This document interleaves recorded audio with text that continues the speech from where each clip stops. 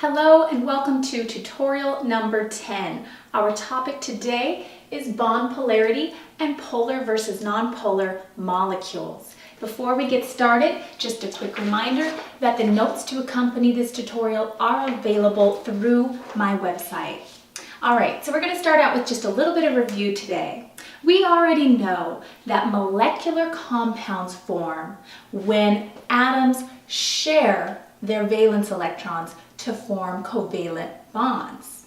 We also know that ionic compounds form when an atom transfers its valence electrons to another atom, resulting in positively charged cations and negatively charged anions, which attract very strongly via electrostatic forces of attractions, or ionic bonds.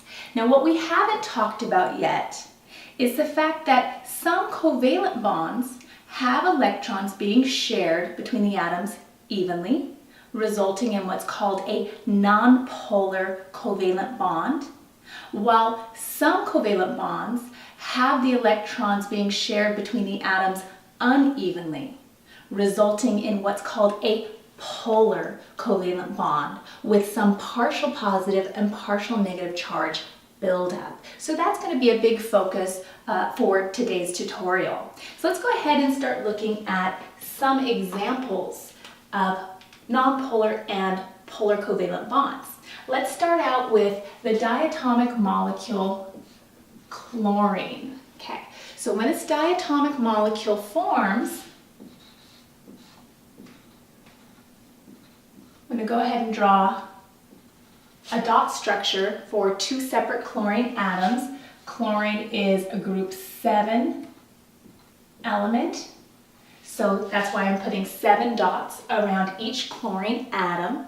Well, we know that the goal of an atom is to achieve octet, so 8. So each of these atoms wants to gain one more electron, and the way that that happens is through sharing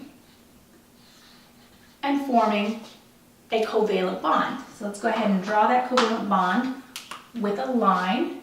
I'll put a little arrow here. And then all these other electrons remain as lone pairs. So I'm going to go ahead and draw those in. Give a proper Lewis structure here. Okay. So remember that this is representing 2 electrons being shared in a single bond. So 2 electrons shared. Well, because the ability of each chlorine atom to pull the electron density that's being shared here in this covalent bond towards itself is equal, neither chlorine is going to be better at doing that than the other. Okay, those 2 electrons in that covalent bond are going to be shared evenly between those 2 chlorine atoms, resulting in a nonpolar covalent bond. So I'm going to write that here.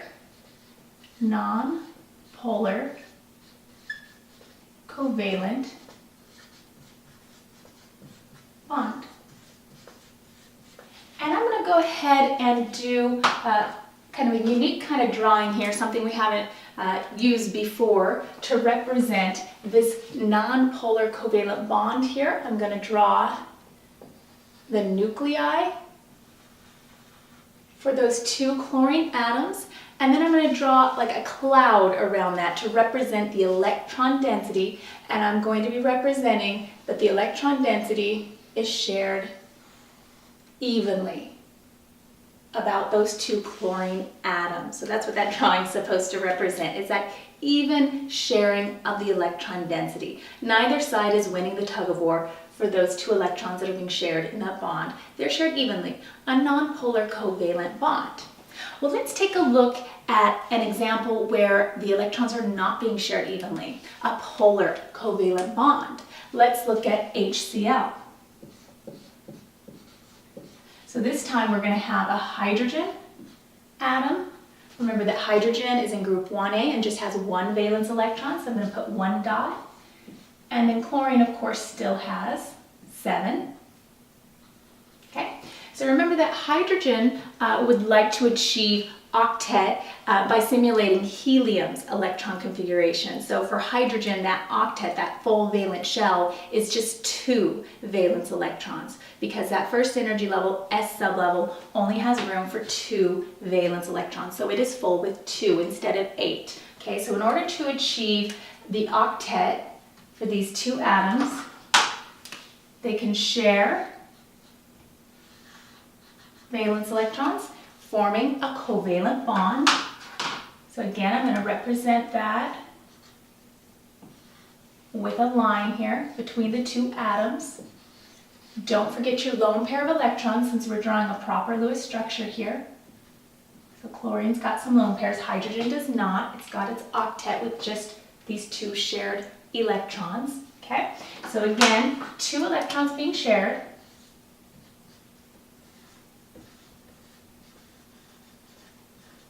But this time, the 2 atoms involved in bonding do not have the same ability to draw that electron density toward themselves. Chlorine is actually much better at pulling the electron density of that covalent bond toward itself. And that results in more of the electron density in this bond being drawn toward the side of the chlorine atom, resulting in less electron density than expected on the hydrogen atom. In other words, we're going to have a partial negative charge. So this is a lowercase delta symbol in the Greek alphabet system. So a delta minus, or a partial negative charge buildup on the chlorine side, and a partial positive charge buildup on the hydrogen side. Okay, so I'm going to write here, this is a polar covalent bond. The electron density in this bond is not being shared evenly between the 2 atoms. There is more electron density on the side of the chlorine atom. So if we want to represent that the way we did up here, with the 2 nuclei, that of the hydrogen and that of the chlorine, this time I'm going to show more of that electron density being on the side of the chlorine atom, resulting in the partial negative charge buildup. And because that hydrogen has less of the electron density, we would say that this side of the molecule, the hydrogen side, has a partial positive charge buildup. Now it's not ionic. It's not a cation and an anion.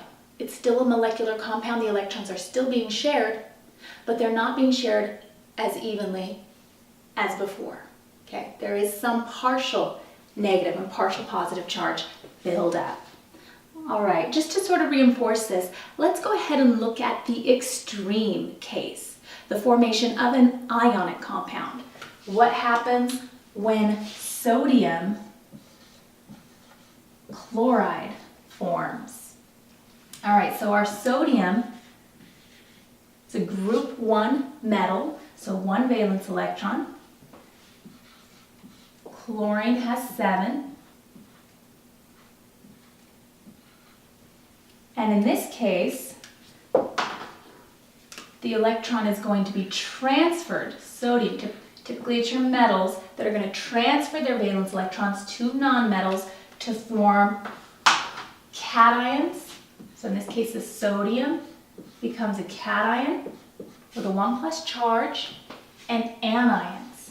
Chlorine becomes a chloride anion. And if we represent it the way we represent it up here, it would be full positive and full negative charge. Okay, the electron has been transferred. No sharing of electron is happening here at all. There is no covalent bond. It's an ionic bond. All right, so let's go ahead and move on to slide 2, where we talk about the electronegativity values, which are given in the table on slide 3. So I'm going to put that up here in just a minute. So let's erase now.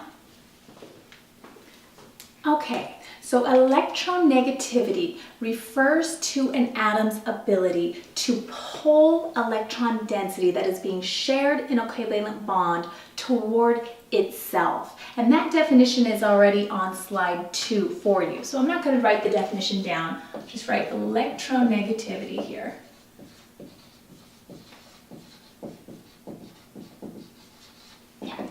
And there's a chart on slide 3 that shows the electronegativity value for the elements in the first 5 periods of the periodic table. And you can find these charts on the internet. You can find electronegativity charts in any general chemistry textbook. So hopefully if you don't have my notes in front of you, you can still find an electronegativity chart somewhere.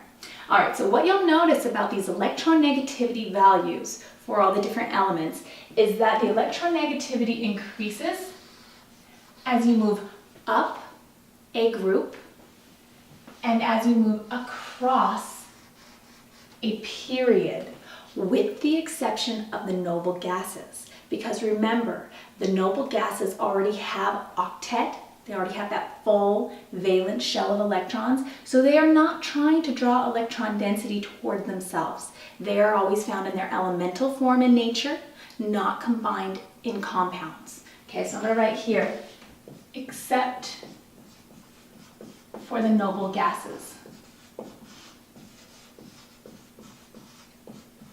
Okay, so that means that the highest electronegativity values are for your nonmetals, with the exception of your noble gases, of course, and that the lowest electronegativity values are going to be found for your metals, and in particular, your lowest group 1A metals. The very highest electronegativity value then is for fluorine, okay, and it has an electronegativity value of 4.0. Highest for fluorine at 4.0.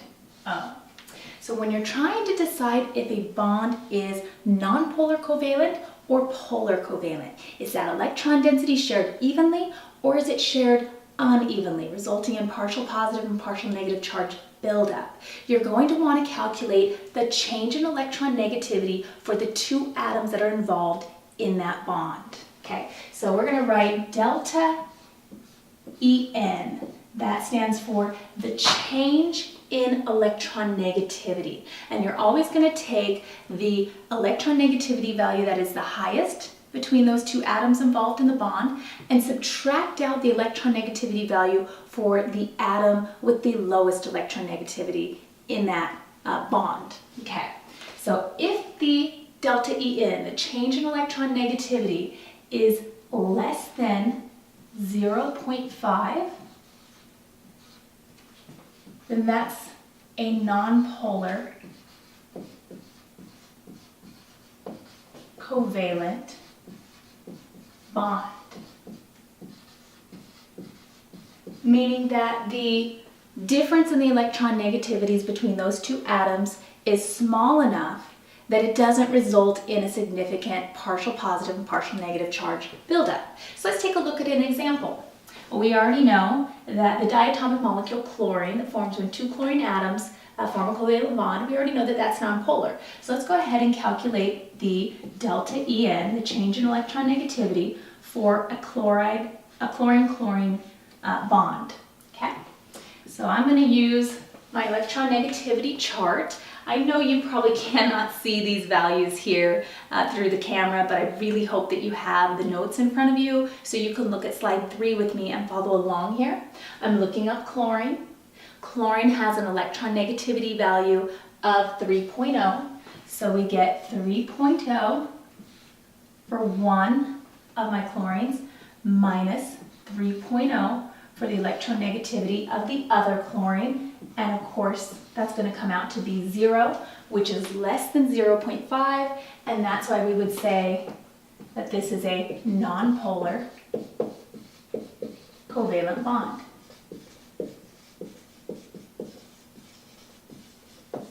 Now, just a quick side note, you probably already figured this out, but I do like to go ahead and say this. Anytime you have 2 of the same atoms, doesn't matter if it's chlorine or hydrogen or 2 fluorine atoms, as long as they're the same, their delta En is going to be 0, right? Because you're going to be subtracting the same number from the same number. Okay, so it's always going to be 0 for the same 2 atoms, which means that you're always going to have a nonpolar covalent bond. Okay, all right. So let's put a little dash mark here. Okay, and we'll put one here too. Now, if the delta En, if the change in electron negativity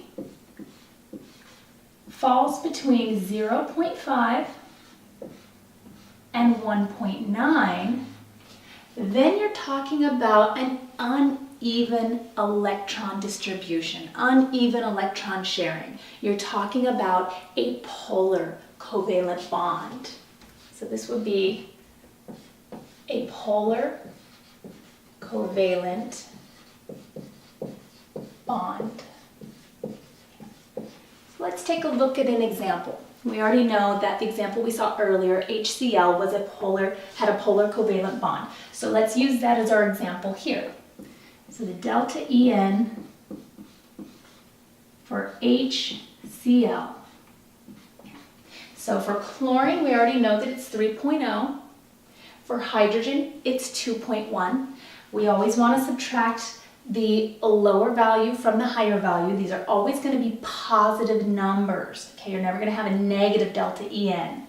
So we're going to take 3.0 minus the 2.1 for the hydrogen. So this is the electronegativity value for chlorine, and this is the electronegativity value for hydrogen. So don't be confused that I wrote it H and then Cl, and this is Cl and this is H. Don't let that throw you off. Okay, that comes out to be 0.9. That falls in this range, and that's how we know that we're going to have a polar covalent bond here with some partial positive and partial negative charge buildup. So let me write here, polar. I'm just going to write polar. Hopefully you know that means polar covalent. All right, so last but not least, if you have a delta En that is greater than or equal to 2.0. And you're talking about such a drastic difference in electronegativity values that the electron has been fully transferred from one atom to the other. Okay, you're talking about an ionic bond. So it equals an ionic bond. And we already saw a good example of that earlier in this tutorial, so let's just stick with that example. Let's calculate the delta En for NaCl. Okay, so for chlorine, we already know it's 3.0. It's always going to be 3.0, so I suppose you could just memorize it if you wanted to. And for sodium, it is 0.9. So we're going to take 3.0, always take the lower number and subtract it from the higher number. You always come out with a positive number, remember, minus 0.9, and we get 2.1, and that is in the ionic range. It's over 2.0. It's 2.0 or greater, so this is an ionic bond. Okay. All right. So let's go ahead and erase all of this and go on to our final slide, which is slide 4, where we start looking at the molecules as a whole, not just individual bonds. Okay, so we have now looked at small molecules with just 2 atoms and a bond in between those 2 atoms. Now, if that bond is polar, then that small molecule will also be polar. But if that one bond is nonpolar, then that small molecule will be nonpolar. However, most molecules are much bigger than just 2 atoms. And so it's a little bit more complicated to determine whether or not a larger molecule as a whole will be polar or nonpolar. So there's really 3 things that we want to look at when we're trying to decide if a larger molecule is going to be polar or nonpolar overall. And those 3 things include the Lewis structure. So we need to first be able to draw a proper Lewis structure.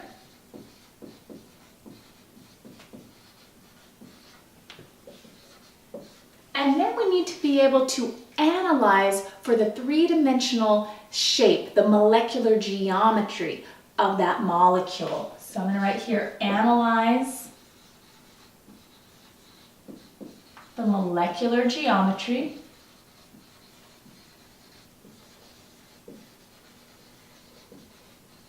and these are both things that we looked at in tutorial number 9. We learned how to draw Lewis structures and then analyze for the three-dimensional shape, the molecular geometry in tutorial number 9. So if you're not sure how to do that, you might want to pause here and go back and watch tutorial number 9, learn how to do that. And then once you've done those two things, then you can go ahead and look at the polarity of each bond in that molecule. So let's write here, calculate the delta En for each bond. So those are the 3 steps you're going to need to go through in order to decide if a larger molecule, something larger than just 2 atoms, is polar or non-polar. Okay, so let's go ahead and erase here and look at 3 different scenarios which are written on slide 4 for you already. Okay, so that first scenario that we're going to consider is what happens when all of the bonds in a molecule are non-polar. Well, that's a nice easy scenario because if all of the bonds in a molecule are non-polar, then the molecule itself as a whole must also be non-polar. So I'm going to go ahead and write that up here. If all of the bonds are non-polar, the molecule will be a nonpolar molecule. Okay, so an example of that would be methane, CH4. So for an example, let's use CH4. And let's go ahead and go through those 3 steps that we just presented a moment ago. Number 1 thing we're going to do, we're going to draw a Lewis structure here. So the Lewis structure, remember there are 5 steps to get a proper Lewis structure, so I'm going to go ahead and follow those 5 steps here. For carbon, we've got 4 valence electrons, and then each hydrogen brings 1 more, and there are 4 hydrogens, so 4 plus 4. So for step number 1, we've got a total of 8 valence electrons. And remember that that tells you how many valence electrons need to be accounted for in your Lewis structure, your final Lewis structure. Step number 2, we're going to show single bond connectivity. So we're going to put carbon in the center because your hydrogen have to be terminal. So that's the only possible way to connect those atoms. And then rule number 3, we're going to complete the octet on our outermost atoms. Well, remember that hydrogen wants to simulate the electron configuration of the stable noble gas helium, which means it really only needs 2 valence electrons, 2 electrons in that outermost energy level, which is the first energy level, S sublevel. So they each already have 2 because 1 bond shows 2 electrons being shared. So I'm going to write Na for step number 3. And then for 4, any leftover electrons go on the central. We have 8 to work with. We're using 2, 4, 6, 8. So nothing to change on step 4. And then for step 5, if the octet is not satisfied on your central atom, start forming double or triple bonds as needed. But carbon from step 2 already had 2, 4, 6, and 8. So again, step 5 is not applicable here. So our final answer for our Lewis structure was obtained just on step 2. And here it is. Okay, so now that we have a Lewis structure, we are ready to start looking at the 3-dimensional shape of this molecule. We're going to analyze for its molecular geometry. Notice that about our central atom, we have 1, 2, 3, 4 charge clouds. 4 charge clouds are always going to repel maximum distance apart in three-dimensional space, which will be 109.5 degrees, leading to a tetrahedral electron cloud geometry, electron pair geometry. And since there are no lone pairs, the electron pair geometry is going to be the same as the molecular geometry. So the shape of this molecule is a tetrahedral. So let's redraw it to show that bond angle of 109.5 degrees. So if we have these three atoms in the plane of the whiteboard, that means that one of our hydrogens is going to be coming out of the plane, and our final hydrogen that we draw back here is going to be going into the plane of the chalkboard or the whiteboard away from us. And this angle, let's write it in green here, is 109.5 degrees, as well as all the other angles as well. Okay. All right, so we've got our molecular geometry is tetrahedral. We understand how the atoms are bound together and arranged, and we understand the shape of the molecule now. So now we're ready to analyze the change in electron negativity for these individual bonds. Well, fortunately for us, all of the bonds are the same. So we really just have to calculate it once, and it applies to each of these. The delta En that we need to calculate is for a carbon-hydrogen bond. Okay. So I'm going to go ahead and put my electronegativity chart back up here. And we'll look up the electronegativity for carbon. It is 2.5, and for hydrogen, it is 2.1. So remember, subtract the smaller number from the larger number, and we only get a difference of 0.4, which falls in the range of a nonpolar covalent bond. That means that for each of these bonds, there is no partial positive, partial negative charge buildup. The electrons are being shared evenly between the carbon and the hydrogen atoms. So that means that overall, this molecule must be a nonpolar molecule. Okay, so a great example of scenario number one, where you have nonpolar bonds and therefore all nonpolar bonds and therefore a nonpolar molecule as well. Okay, let's go on to scenario number two. I'm going to erase all this. Okay, scenario number two, not quite as easy as scenario number one. If a molecule contains polar bonds, but those polar bonds are equal in magnitude, meaning their change in electron negativity is equal, and they are opposing in direction, then those polar bonds will cancel one another out, and the molecule as a whole will actually be nonpolar. That's a little tricky. Think about that. That means that just because a molecule has polar bonds, it doesn't necessarily make the overall molecule polar. Okay, let's go ahead and write that up here. So, scenario number two. If a molecule has polar bonds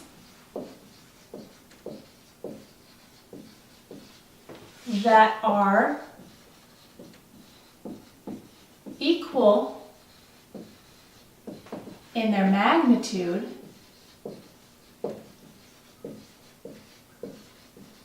and opposing in direction,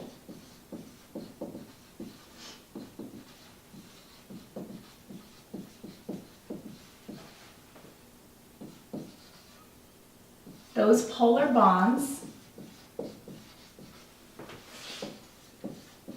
will cancel out and the molecule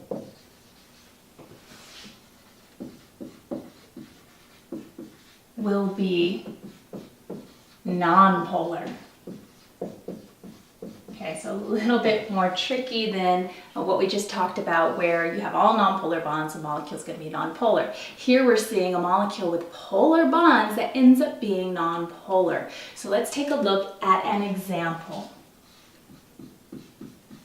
And a great example of this is carbon dioxide. Okay, so let's go through and draw the Lewis structure, analyze for the molecular geometry, and then analyze the bond polarity and see how this turns out to be a nonpolar molecule. All right, so Lewis structure first, adding up, remember there's 5 steps. I'm going to go ahead and go through those quickly. Adding up all your valence electrons. So carbon's got 4, and then each oxygen has 6 because oxygen's in group 6A. So we've got, what would that be, 16 valence electrons total.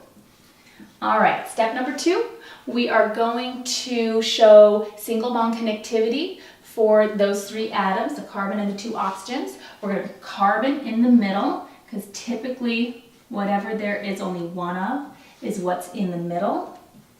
Step number 3, complete your octet on your outermost atoms. That would be your oxygen. So we're going to give them a total of 8. They've already got 2 shared, so they need 2, 4, 6. 2, 4, and 6. Step number 4, any leftover electrons go on the central atoms. That would be carbon. We had 16 to work with. We've used 8 plus 8. We've used all 16. So we don't have any to put on carbon, so I'm going to write Na for step number 4. Now let's go up here to do number 5. Step number 5 says form double or triple bonds as needed to get octet for that central atom. So let me just redraw what we've got here. This is not our final answer, I'm just redrawing this right up here.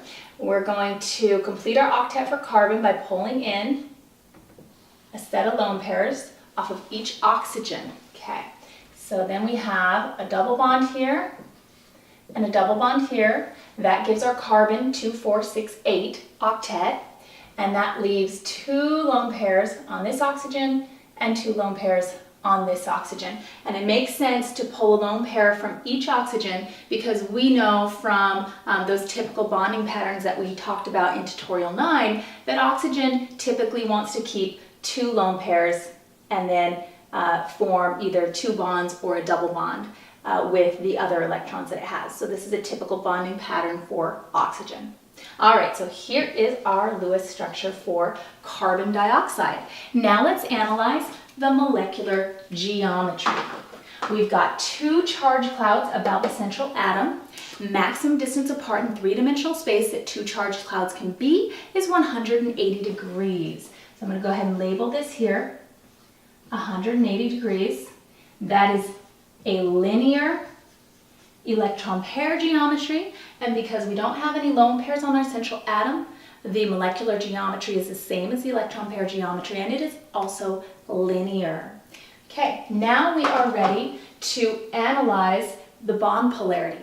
And good news is this bond is the same as this bond, so we're just figuring out the change in electron negativity for a carbon-oxygen bond. It's going to apply to both sides here. All right, so our delta En, let's do that down here.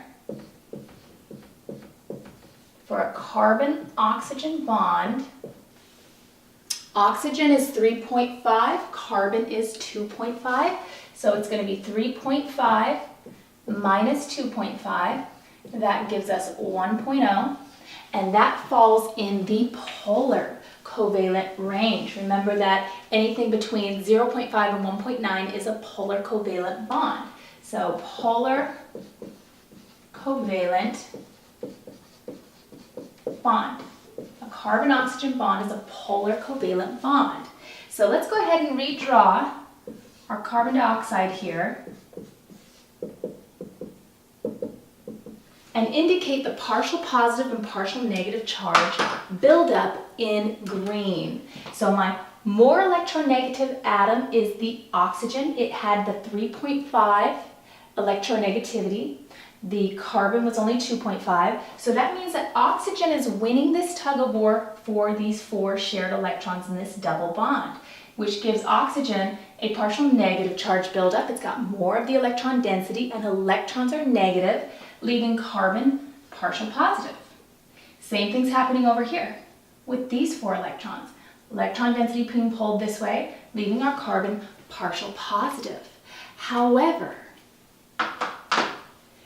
The forces are equal in magnitude. They're a delta En, a change of electron negativity of 1.0. So each force is equal in magnitude. And they are opposing in direction. Because this molecule is linear, you can think of that tug of war being equal on both sides, and therefore it's just going to cancel out to zero. So this is a great example of a molecule that has polar bonds which are equal and opposite in direction and therefore cancel out to zero, creating a nonpolar molecule. So I'm going to write that here. A nonpolar molecule.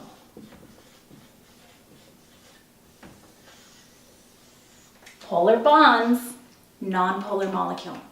That's a little bit tricky. Okay, so before we go on from this, I just want to mention one more thing. So this is going to happen anytime that you have those polar bonds, which are equal in magnitude and opposite in direction, and they will always be opposite in direction if you're talking about a molecular geometry where there are no lone pairs on the central atom. So this is going to happen for your linear, let's write this in green over here.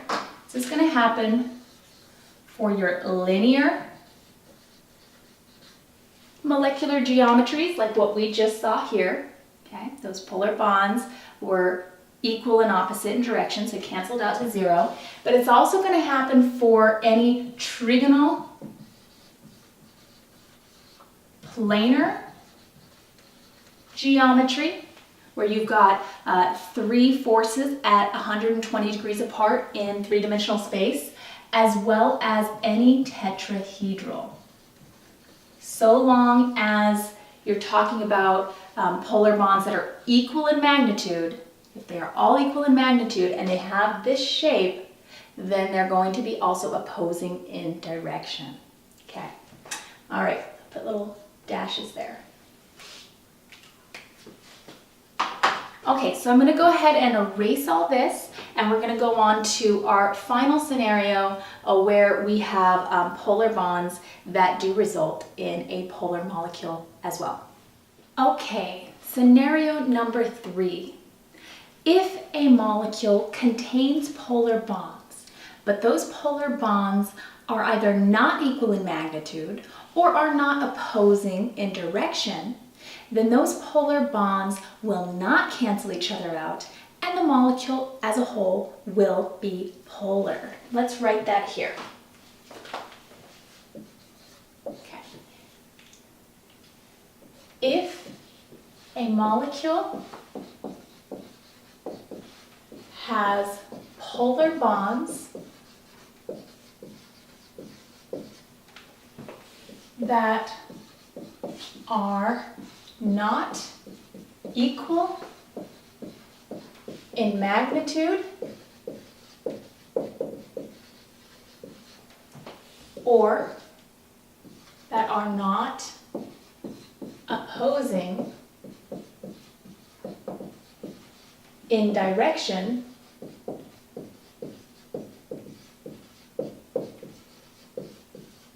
those polar bonds will not cancel out, and the molecule will be polar as a whole.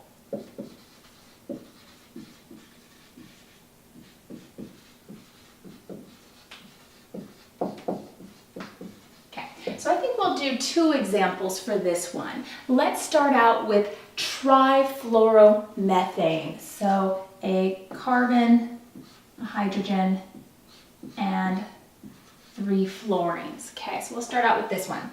All right, so I'm going to draw a quick Lewis structure. And again, you can go through the 5 rules here, but I'm just going to do it fast. Okay, complete my octet here. Remember, hydrogen is satisfied with just 1 bond, so I'm going to leave that like so. All right, and then we're going to analyze for the molecular geometry. So we've got about the central atom 1, 2, 3, 4.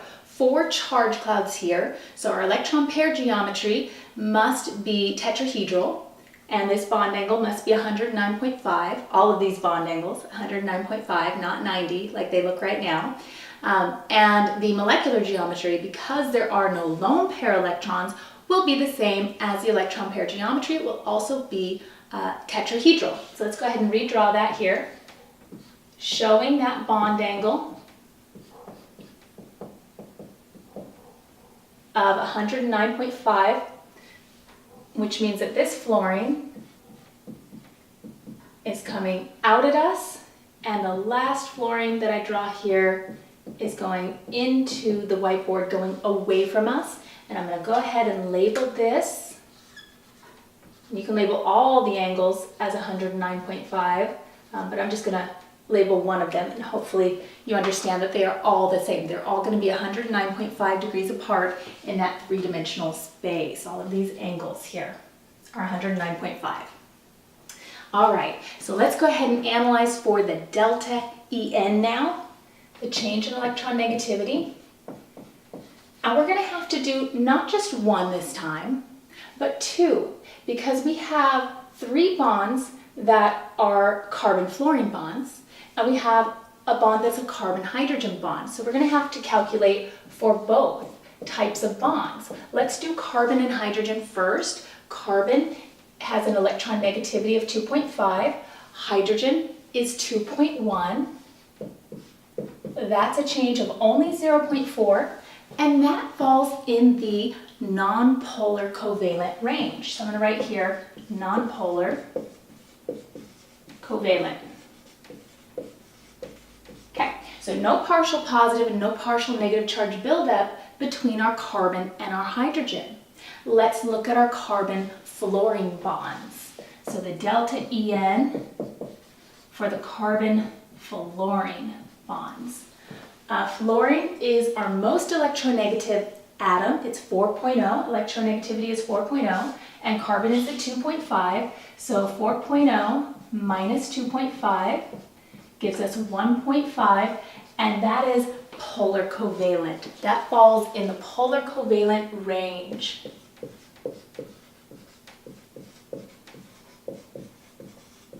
Okay, so there is going to be some partial positive and partial negative charge buildup here in this molecule. It's going to be between the carbon-fluorine bonds, not the carbon-hydrogen. So I'm not going to put any partial positive, partial negative charge buildup for this bond here, because it's a nonpolar bond, but my fluorine is going to be winning the tug of war for the electron density being shared in this bond here, which means that our fluorine is going to end up with a slight partial negative charge, leaving our carbon partial positive with less electron density, becomes partial positive. Same thing for this bond, and same thing for this bond here.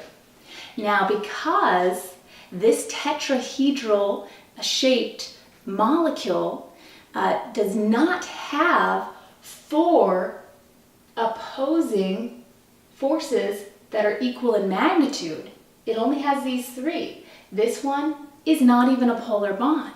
They are not equal and opposing. They do not cancel out, and this molecule as a whole will end up being a polar molecule. Okay, so polar and nonpolar bonds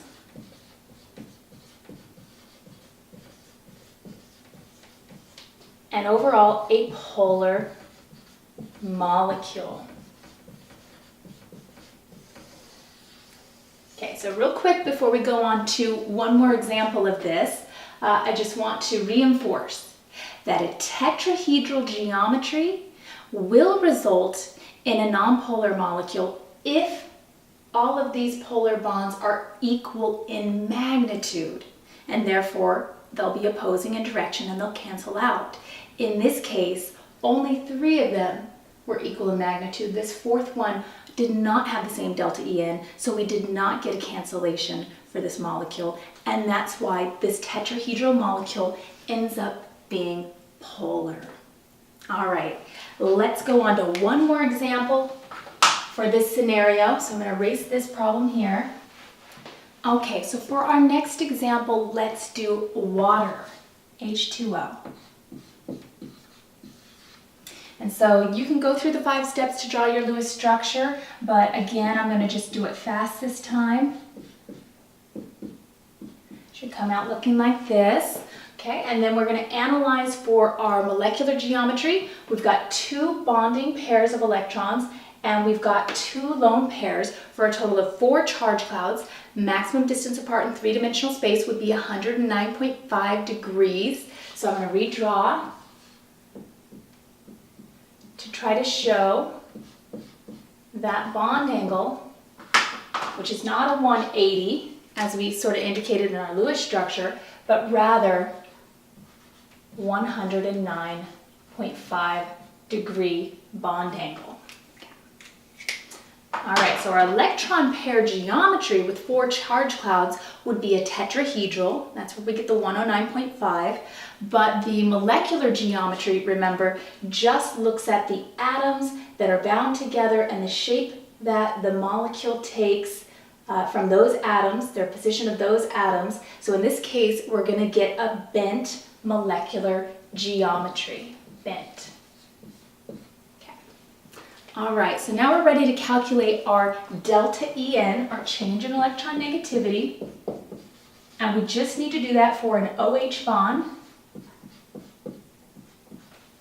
because it's going to be the same for this and this bond. They're both oxygen-hydrogen bonds. So oxygen is 3.5, hydrogen is 2.1. That gives us a change in electron negativity of 1.4, and that definitely is in the polar covalent range. Remember, anything between 0.5 and 1.9 is polar covalent. So I'm going to write here polar covalent. That means that we do have partial positive and partial negative charge buildup in these bonds. The more electronegative atom is the oxygen with the electron negativity value of 3.5. That means that oxygen is better at drawing the electron density that's being shared in these bonds toward itself. It's going to have more of the electron density, so it's going to have the partial negative charge leaving the hydrogens, partial positive. Okay. So if this molecule were linear, we would have 2 polar bonds that were equal in magnitude and opposing in direction, and we know that they would cancel out. But it's not linear. It is bent. And in that bent molecular geometry, those forces do not cancel out, so the molecule as a whole ends up polar. So a great example of polar bonds that do not cancel out, and so therefore it is also a polar molecule. Polar bonds and a polar molecule. Okay. All right, so last thing I want to leave you with is that this scenario, this is going to happen anytime you either do not have the equal magnitude, like in the problem we saw before with the trifluoromethane. Okay, we had 1 carbon-hydrogen bond, so that wasn't equal in magnitude to our carbon-fluorine bonds. So they were not equal in magnitude, so they did not cancel out. But it's also going to happen anytime you have a molecular geometry where there are lone pairs on the central atom. So therefore the molecular geometry ends up being either bent, that's what happened in this example, okay, or pyramidal. Those lone pair electrons will always throw off that opposing, equal in magnitude and opposing in direction scenario that we had in scenario number 2. All right, so that is going to conclude our tutorial number 10. I hope that you will consider tuning into problem set number 10, where we can work lots of problems together and hopefully solidify your knowledge of bond polarity and polar versus nonpolar bonds or molecules. Thank you.